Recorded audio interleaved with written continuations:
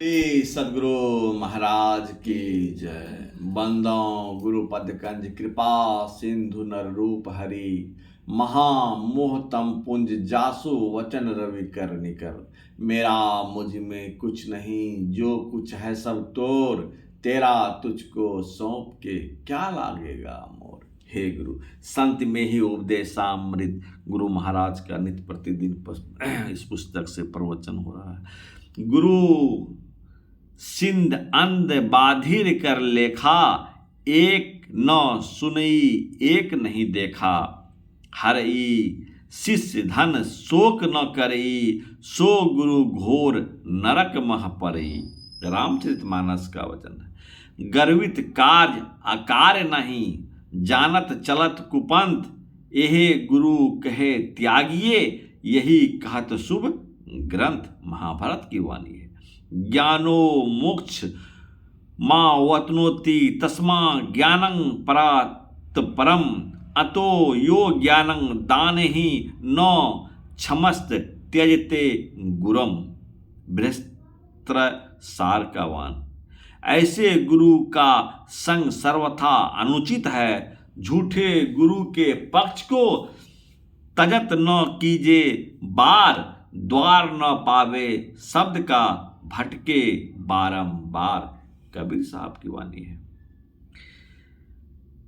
कतिपय लोग श्री मीराबाई जी को केवल मोटी भक्ति उपासना की ही भक्ति समझते हैं, परंतु उनका जो शब्द पहले कहा गया है और इस दूसरे शब्द ऊंची अटरिया लाल केवड़िया निर्गुण सेज बिछी, पंचरंगी झालर शुभ सोहे, फूलन फूल कली बाजू बंद कडुला सोहे, मांग सिंदूर भरी, सुमिरन थाल हाथ में लिन्हा, शोभा अधिक भली, सेज सुख मना मीरा सोवे, शुभ है आज घड़ी। सेवित होता है कि वह योग गुरु संत रविदास जी की कृपा से अंत मार्ग के योग संबंधी योग साधनाओं को भी करती थी, अर्थात वह सूक्ष्म उपासना में भी अपनी अच्छी गति रखती थी। यही नहीं, वह केवल पति की ही उपासना किया करती थी। अध्यात्म पथ के पुरुष और स्त्री सबको बराबर अधिकार है। स्त्रियां में भी योग्यता विशेष ही की साधिकाएं हुई है और अब भी जहाँ तहाँ हैं। श्री राम का कृष्ण परमहंस जी देव को तांत्रिक शिक्षा दीक्षा एक भैरवी ब्राह्मणी से मिली थी, यह प्रसिद्ध है। तंत्र शास्त्र में स्त्रियां के लिए पति के अतिरिक्त शुद्ध आचरण अध्यात्म पद के दाता योग गुरु से शिक्षा दीक्षा प्राप्त करने की विधि तो है ही, और तुलसीकृत रामायण के अनुकूल श्री राम का भी यही उद्देश्य है। गोस्वामी तुलसीदास जी महाराज तो यहाँ तक कहते हैं, बिना गुरु भव निधि तरई न कोई, जो विरंची शंकर सम होई। महारानी द्रौपदी के वस्त्र हरण के समय उनकी करुण पुकार पर भगवान श्री कृष्ण की कृपा से उनका वस्त्र बढ़ा था। लोगों में यह विख्यात है, इसी हेतु उन्हें भी बहुत लोग भक्तिन मानते हैं। महाभारत आदि पर्व के पढ़ने से उदित होता है कि पति हेतु उन्होंने कई जन्मों तक तपस्या की थी। एक जन्म के उनके तप के अवसर पर उनको धर्म इंद्र पवन और युगल अश्विनी कुमार देवों के दर्शन हुए तथा उन्होंने पति के रूप में पांचों को मानस और मौन इच्छा से वर्ण किया था। उन पांचों ने उनकी इच्छा पूर्ण करने का वरदान दिया था। पांडवों ने जब द्रौपदी के पिता द्रुपद राज के सामने हम पांचों भाई द्रौपदी से विवाह करेंगे यह कहा था, तब राजा द्रुपद और उसके पुत्र धृष्टद्युम्न दोनों ने मिलकर इसका प्रतिवाद भी किया था। द्रौपदी ने भी इसकी प्रतिवाद किया था।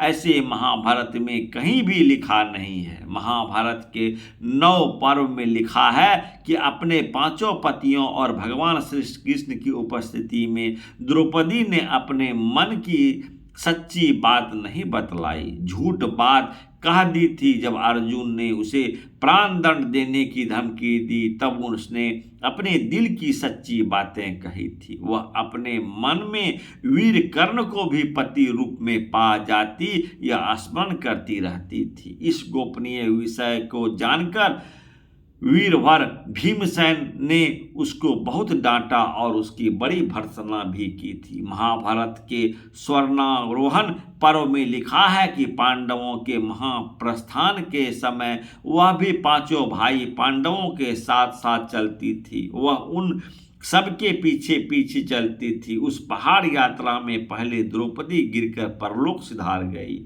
उस समय भीम ने युधिष्ठिर से पूछा कि यह इस तरह क्यों गिर गई। युधिष्ठिर ने उत्तर दिया, यद्यपि हम पांचों भाई द्रौपदी के लिए समान थे, परंतु यह अर्जुन का पक्षपात बहुत करती थी, इसलिए वह इस तरह गिर गई। परलोक में उन्हें नरक की यातना देखनी पड़ी, फिर वह स्वर्ग की लक्ष्मी होकर विराजी। द्रौपदी के विषय में भी उपयुक्त बातों की जानकारी के बाद विद्वान एवं बुद्धिमान स्वयं विचार करें कि द्रौपदी की पतिव्रत विषयक एवं परमात्मा भक्ति विषयक योग्यता उसमें कितनी और कैसी थी, तथा अन्य स्त्रियों को इसका अनुकरण करना चाहिए या नहीं। रामचरितमानस में श्री अनुसुईया देवी जी ने श्री सीता जी को पतिव्रत धर्म की शिक्षा इस प्रकार दी थी।